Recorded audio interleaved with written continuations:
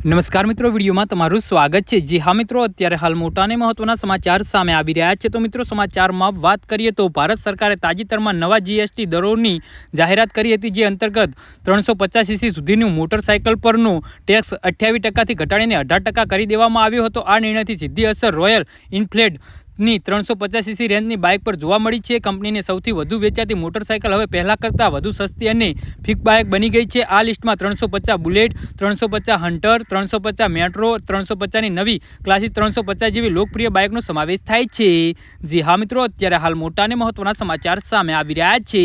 આ ફેરફારથી રોયલ એન્ફિલ્ડના ચાહકો માટે ખુશીના સમાચાર આવ્યા છે, કારણ કે તેમની મનપસંદ બાઇક હવે વધુ વ્યાજબી કિંમતે ઉપલબ્ધ છે। રોયલ એન્ફિલ્ડની આ લેટેસ્ટ અને સૌથી સ્ટાઇલિશ મોટરસાઇકલ છે, જેને ખાસ કરીને બોબર સ્ટાઇલિશ લુક આપવામાં આવે છે અને ડિઝાઇન કરવામાં આવી છે। યુવાનોને આકર્ષિત કરતી આ બાઇકની કિંમતમાં આશરે ₹20,000 સુધીનો જંગી ઘટાડો કરવામાં આવ્યો છે।